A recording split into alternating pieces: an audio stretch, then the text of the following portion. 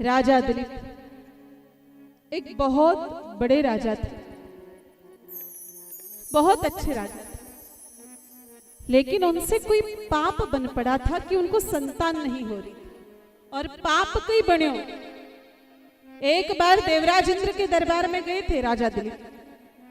रास्ते में कामधेनु गैया मैया के दर्शन हुए। राजा दर्शन तो कीधा पर धोखो नहीं दी भाई। जठे भी गौ माता के दर्शन हो, गौ माता दर्शन देवे धोख जरूर देनी चाहे। आपा धोख कोणी देवा, आपा तो लठ देवा। धोख कोणी दी तो मोटो पाप लाग गयो, शाप लाग गयो कि संतान कोणी दी। और आपा लठ देवा तो कितो पाप लाग।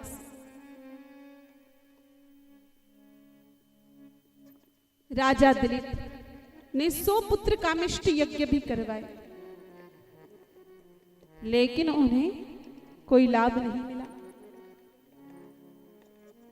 फिर राजा दिलीप ने अपने गुरुदेव की शरण ली। गुरुदेव को जाके प्रणाम किया। गुरुदेव ने कहा, बेटा संतान तो आपके मुकद्दर में है, लेकिन आपको गौ सेवा करनी पड़ेगी। आप ये नंदिनी नाम की गौ माता ले जाओ, क्योंकि आपको शाप लगा है गौ माता का, कामधेनु मैया का। तो कामधेनु गैया की पुत्री नंदिनी गौ माता को ले जाइए और इनकी सेवा करिए। राजा गैया मैया को लेकर के आए और खूब भाव से सेवा करें। खूब बढ़िया गौ माता को सहलाते, गौ माता की चीचड़ निकालते, गौ माता को अपने हाथ से जिमाते। रानी सुदक्षिणा भी अपने हाथ से खुद सेवा करती थी। देखो, गैया की सेवा खुद के हाथ से करनी चाहिए।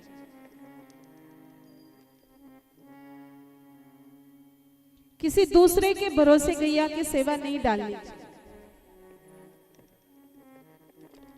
और गैया मैया पहचानती है अपने ग्वाले को।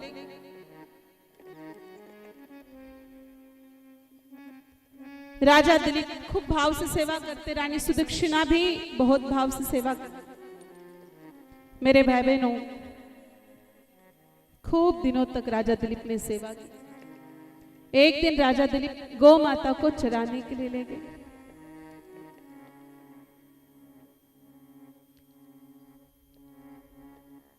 थे लोग अठनी, देखो गाया तो थके भी है।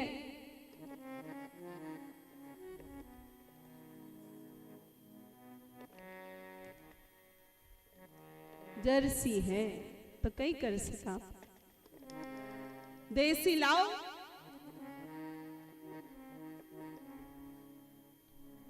भाई आप लोग गौ माता की तरफ देखते हो तो आपकी नजरें हटती नहीं है गौ माता से, नहीं हटती ना। मैं देख रही हूं थोड़ी थोड़ी देर में सब लोग गौ माता की तरफ देखते हैं, क्योंकि गौ माता से नजरें नहीं हटती। गौ माता से सुंदर इस संसार में और कौन हो सकता है बताओ। बहुत पहले एक गीत चला था फिल्म का, आप लोगों ने कभी सुना होगा। तेरे चेहरे से, तेरे चेहरे से नजर नहीं हटती, नजारे हम क्या देखे, नजारे हम क्या देखे। अब आप लोगों की नजरें तो गैया मैया पर टिक गई। गौ के चेहरे से, गौ के चेहरे से नजर नहीं हटती, नजारे हम क्या देखे, नजारे हम क्या देखे, नजारे हम क्या देखे।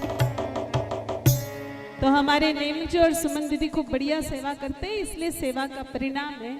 बाकी थे लोग जो बाटा खिलावे, वही इस बाटा खिलावे, वही बाटो खिलावे, वही पानी पिलावे, बस सेवा को परिणाम है जो आप नजर को नहीं हटा सका। तो एक बार अठे देख लो, कथा सुन लो, पछे थे भी गौ माता लेना हो। तो मेरे भाई बहनों, राजा दिलीप ने खूब सेवा की, लेकिन अभी तक कोई भगवती ने झोली नहीं भरी। खूब दिनों की सेवा हो गई राजा दिलीप की। एक दिन राजा दिलीप गैया मैया को चराने के लिए जंगल में गए। उनका नियम था कि जब गाय माता चारा झीम लेती तब वो अपने साथ लाई हुई पोटली खोल करके रोटी झीमते। राजा थे, इतने बड़े राजा, भूपति, महाराणा, फिर भी खुद गैया चराने जाते हैं।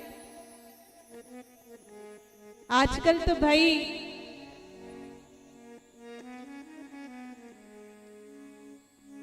दो एकड़ जमीन थोड़ी ज्यादा ले लो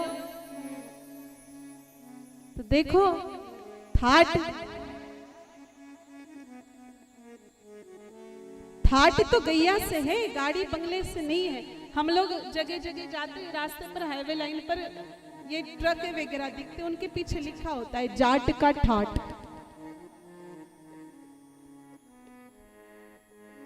तो जाटा का ठाट तो गौ माता हुए भाई, यूं नहीं बेच सके। गौ माता से ही ठाट है, ये गाड़ी बंगले से ठाट नहीं होते। तो उसमें भी अपने को ठाट नजर आता है। यहां तो राजा के ठाट ही ठाट है। फिर भी राजा खुद गैया चराते, खुद सेवा करते। गौ माता की सेवा में काई की शर्म? अरे कुत्तों की सेवा करने में शर्म नहीं आती, गैया की सेवा करने में शर्म आती। काई की हिंदू हो? कुत्तों के पीछे दौड़ने में शर्म नहीं आती और गैया की रस्सी पकड़ने में शर्म आती। कुत्ते को पप्पी कहने में शर्म नहीं आती, कुत्ते को पप्पी देने में शर्म नहीं आती, और गैया को मैया कहने में शर्म आती। कुत्ते को गोदी बिठाने में शर्म नहीं आती और गैया को स्पर्श करने में शर्म आती। कैसे हिंदू है, कैसे सनातनी हो? मेरे भाई बहनों, राजा दिलीप सारी शर्म छोड़कर, सारे संकोच छोड़कर, क्योंकि गैया मैया की सेवा भी कोई ऐरा गैरा नहीं कर सकता, खुद गैया चराने जाते थे। बहुत दिन हो गए। अब हुआ यूं, एक दिन राजा दिलीप ने जैसे ही गौ माता को निद्रावस्था में देखा, सोते हुए देखा, राजा दिलीप की भी आंख लगी। उसी समय मेरे भाई बहनों, गौ माता की चित्कारने की आवाज राजा दिलीप के कानों में पड़ी, मां। राजा दिलीप ने नेत्र खोल करके देखा तो सामने एक शेर गौ माता के ऊपर हमला कर रहा था। राजा दिलीप ने अपने तरकस में से तीर निकाल करके शेर को मारना चाहा, परंतु शेर भी मानवीय स्वर में बोलने लगा कि राजा बहुत गलत कर रहे हैं। जिस प्रकार से इस गौ माता को बचाना आपका कर्तव्य, उसी प्रकार से मेरे प्राण बचाना भी आपका कर्तव्य है राजा, क्योंकि मैं भी आपकी प्रजा का हिस्सा हूं। राजा, आप जिस प्रकार से गौ माता की प्राण बचा करके अपने आप को राजा होने का कर्तव्य पूर्ण करोगे, उसी प्रकार से मेरे भी प्राण बचाओ। मैं क्षुधा के मारे व्याकुल हो रहा हूं, मुझे बहुत भूख लग रही, मैंने काफी दिनों से कुछ भी नहीं खाया। अगर मैं कुछ नहीं खाऊं, इस गैया को नहीं खाऊं, तो मेरे प्राण चले जाएंगे, मैं मर जाऊंगा। राजा दिलीप ने जब ये बात सुनी, राजा दिलीप ने तत्काल तरकस फिर से निकालना चाहा। हाथ रुक गए, हाथ काम नहीं कर रहे, चमत्कार पे चमत्कार हो रहे हैं। पहले तो शेर मानवीय आवाज में बोल रहा है, दूसरी तरफ राजा के हाथ काम नहीं कर रहे, स्तंभित हो गए, बिल्कुल रुक गए। उसी समय मेरे भाई बहनों, शेर ने कहा, मत मारो राजा, मत मारो, अन्याय मत करो। तब उस समय राजा दिलीप ने कहा, हे सिंहराज, हे मृगेंद्र, आप इस गैया के बदले मेरे प्राण ले लो। कहा राजा पागल हो, दिमाग नहीं है? इस गाय जैसे लाखों करोड़ों गाय तुम्हारे राज्य में है राजा, तुम इस गाय के बदले अपने खुद के प्राण दे रहे हो।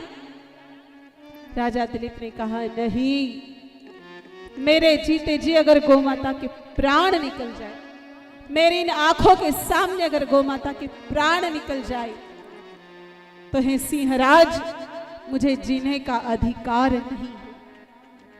और मैं गौ माता की सेवा इसलिए कर रहा हूं क्योंकि मेरा वंश आगे बढ़े, मेरे पितरों को तृप्ति मिले, मेरे पितृ संतुष्ट हो जाए। अगर एक गौ माता के प्राण बचाने के लिए मेरे प्राण चले जाते तो मुझे संतान की जरूरत नहीं पड़ेगी, क्योंकि मेरी सारी पीढ़ियां तर जाएगी, मेरे सारे पितरों का उद्धार हो जाएगा।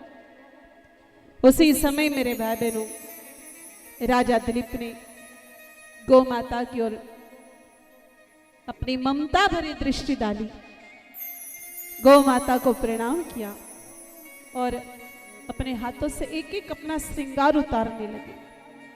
मुकुट निकाला, गले के हार निकाले, बाजूबंद निकाले, वस्त्र उतारे कि इस सिंह को मुझे खाने में कोई परेशानी नहीं है। मेरे भाई बहनों, राजा दिलीप सिंह के सामने नेत्र बंद करके विराज गए, अपने इष्ट का स्मरण करने लगे, गौ माता का ध्यान करने लगे।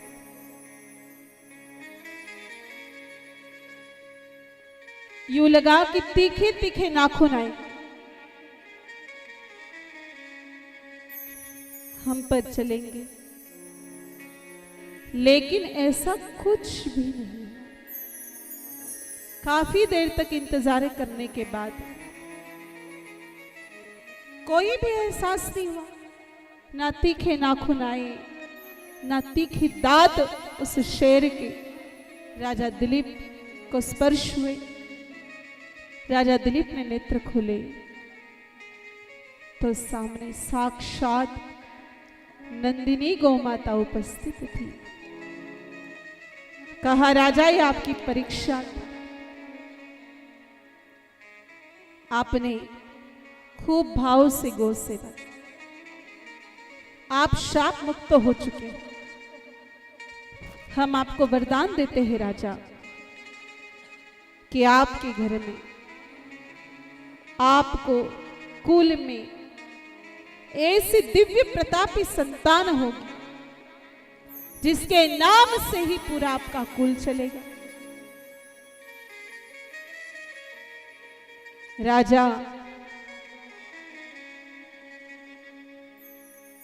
राजा तो बहुत होंगे आपके कुल में, बहुत बड़े बड़े पराक्रमी,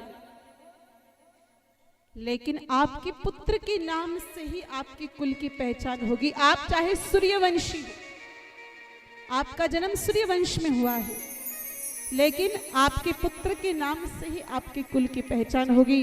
और राजा दिलीप को रघु नाम की संतान है, भले इक्ष्वाकु का कुल था, लेकिन मेरे भाई बहनों, वो इक्ष्वाकु कुल नहीं रहा, वो रघुकुल बन गया। और एक वरदान और दिया गौ माता ने कि हे राजा दिलीप, आपके कुल में त्रेता युग में स्वयं परमपिता परमात्मा राम रूप में पधारेंगे। आप भले ही सतयुग में हो, परंतु आपके पुत्र के नाम से ही उनकी पहचान होगी। और आज भी राम जी को ना राजा दशरथ के नाम से जाना जाता है, ना और किसी नाम से जाना जाता है। राघव, राघवेंद्र, रघुपति, रघुवीर, रघुनाथ के नाम से ही आज हम प्रभु श्री राम जी को पहचानते हैं। बोले राघवेंद्र सरकार की जय। तो इस प्रकार से मेरे भाई बहनों, गौ माता ने वरदान दिया और उन्हें संतान की प्राप्ति हुई।